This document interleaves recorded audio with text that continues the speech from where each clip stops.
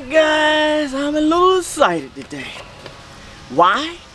I'm a little excited because after a long time studying, I received in the mail from the FAA, the Federal Aviation Administration, my Part 107 drone pilot's license. So that means I'm an official commercial pilot. And yes, I received it. I worked hard to get it. I'm a little excited. Yeah, I don't want to put all my personal information in in cyberspace or anything, but yeah, it's me. So long story short, the reason why I decided to pop on here for a second and do a little quick recording is because there's a lot of misinformation floating around on the web about how to receive your Part 107, how easy it is, just pay 150 bucks and you can receive it in an hour. And that is not true.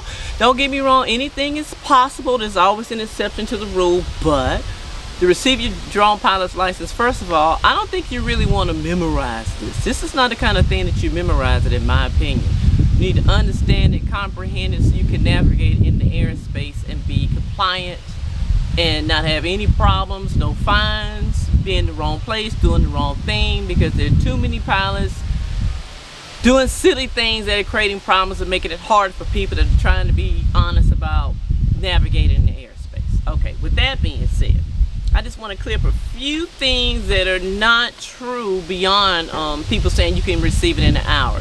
And don't get me wrong, I guess you could go and get your pilot's license, but that only applies to people, in my opinion, that are already licensed commercial pilots. Like if you're flying DC-10s, L-10, 11, in the commercial airspace, the big boy airports, or even in the smaller ones, it doesn't matter. If you're already manned, meaning you're flying your cargo or people, then yeah, you could go and get your Part 107 drone license if you wanted to, but that doesn't apply to the average person.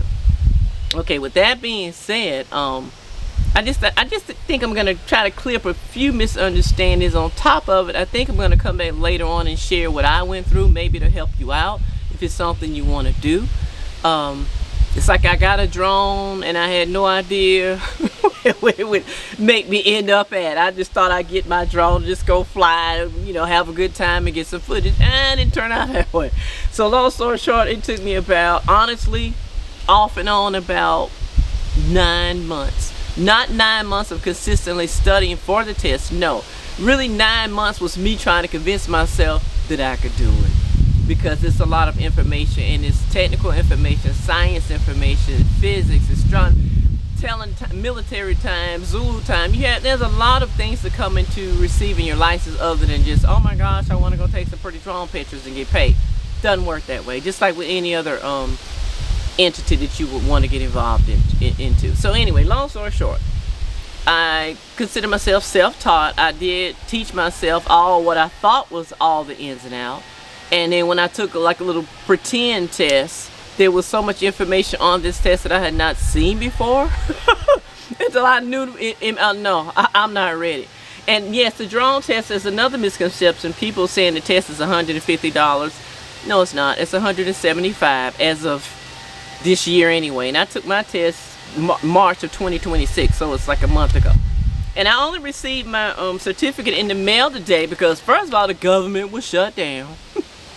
So I had to get what's called an FTN number before I took my test. That's another long thing I'll get into later, which is fine. You have to download the authenticator apps and all this fun stuff just to pay to take the test. That was another adventure I went through. And I'm very familiar with authenticator apps, but they were having problems with the website. Like everything you could think that went wrong was going wrong. Anyway, long story short, I got the test. I got it done. I was a nervous wreck when I got there, but I passed, and I went beyond passing, in my opinion. So long story short, I don't want to ramble. I'm just saying I'm a little excited, which is why I am rambling, but I'm proud of myself a little bit. I'm going to pat myself on the back because I did it.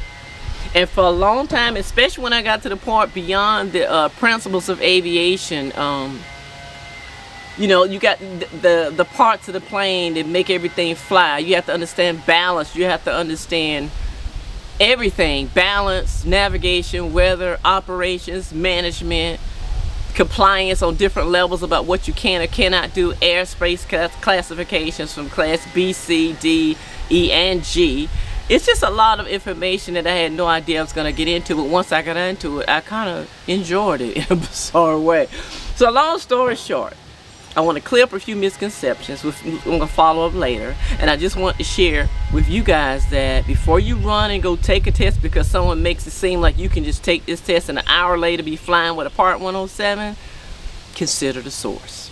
So if the source that you are listening to is not what I call tangible enough for you, you need to keep looking. And long story short, if you want to be actually 100% sure about what's going on with the FAA in the drone space, and there's a lot going on because the whole industry is constantly changing. It's not really an old industry. It's not just industry. It's not even 20 years old.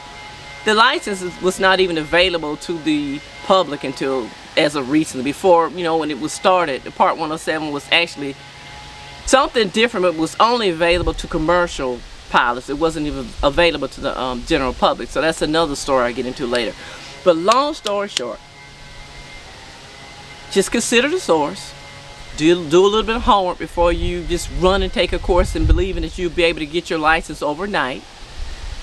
And the main source, if you really want to know what's going on, you can go right to the FAA yourself and you kind of keep up with their news, with their podcasts, with everything that they put out. And that way, you can make an informed decision whether you want to do it as a self-taught thing, which is possible, whether you want to sign up with someone else and take a course, or whether you want to do a combination of all of the above.